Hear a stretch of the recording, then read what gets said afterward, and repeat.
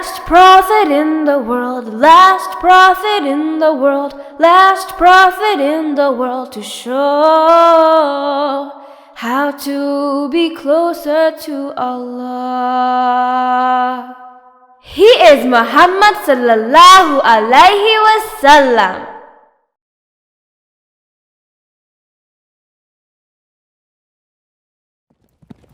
Malik was the main leader or commander of the Battle of Hunain from the enemy's side. From the battle, he escaped to Taif with a big group. Prophet Muhammad ﷺ decided to go after those enemies. In Shawwal of 8th Hijri, the Prophet marched to Taif with a large Muslim army. On the way, the Prophet saw the evil Malik's tower. So, he ordered to destroy that tower. When the Muslims reached Taif, they saw that the people of Taif had already closed the city gates and had stocked enough supplies for them to last a year. So the Prophet decided to surround their fort.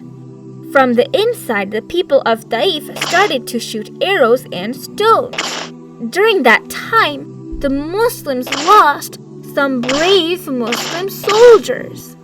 In the Battle of Hunain, the Muslims only lost 4 soldiers, but during the Taif attack, the Muslims lost around 12 soldiers.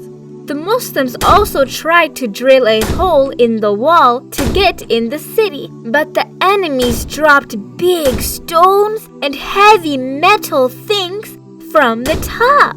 The Muslims tried to use different techniques to make their enemies weak. The Prophet ordered to destroy their farmland and cut their date trees.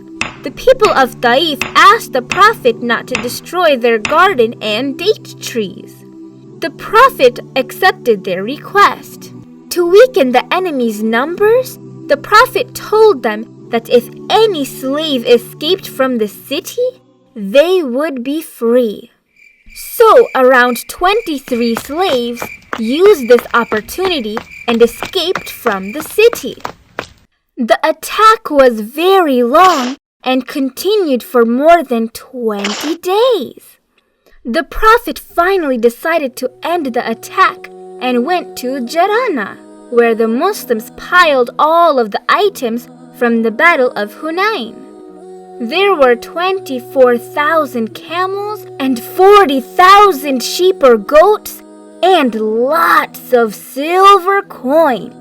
The Prophet Muhammad ﷺ waited there for 10 days for the Hawazin tribe. If they came to the Prophet and said sorry for their evil plan to attack the Muslims, then the Prophet would return all of their items. But unfortunately, none of them came back. At last, the Prophet gave out everything to the Makkah's Muslims, especially the new Muslims, to make them happy. He then gave to the non-Muslims to attract them to Islam. Everybody got lots of camels, sheep, and silver coins. The people were very surprised to see the Prophet's generosity. This news spread everywhere, far and wide. Lots of Bedouins started to come to get some gifts from the Prophet.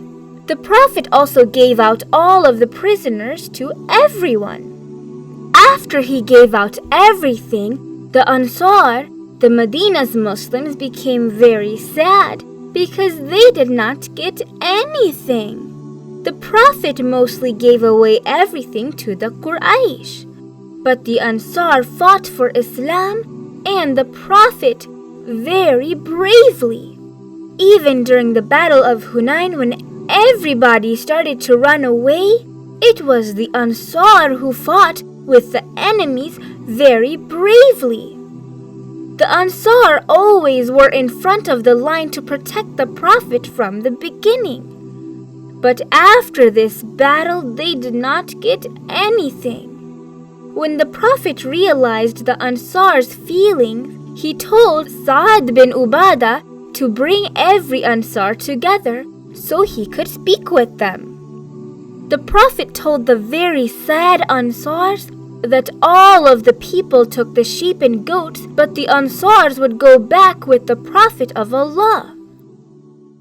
He explained how he loved the Ansars. He also prayed for the Ansars and their families to Allah subhanahu wa ta'ala. It was a very emotional situation. All of the Ansars were starting to cry with happy feelings, and they said that they were very happy that the Prophet was with them. As soon as everything was distributed, some people from the Banu Hawazin tribe came to the Prophet to become Muslim.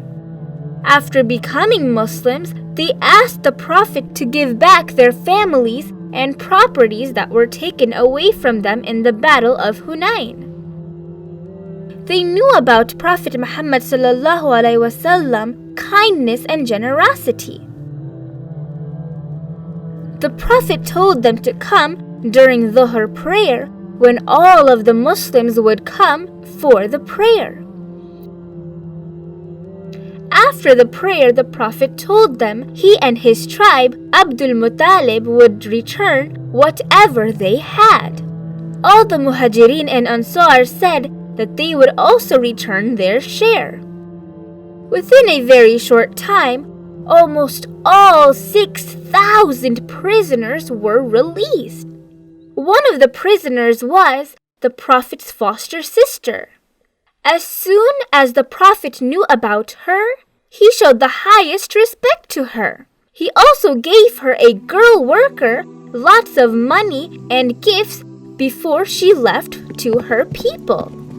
After everything was solved in Jarina, he put his Hajj clothing and went back to Mecca for Umrah.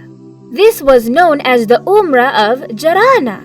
After the Umrah, the Prophet left Mu'adh bin Jabal to teach Quran and Islamic laws to the people. The Prophet also selected Attab bin Usaid as the first governor of Mecca. At that time, he was very young and a little over 20 years old, but was very knowledgeable in Islam. His salary or payment was fixed 1 dirham per day so that he would not depend on anyone for his need. Attab bin Usaid was the first man in Islam to perform Hajj as a ruler. When the Prophet returned to Medina during the last week of Dhul Qa'dah, the 11th month of the 8th Hijri.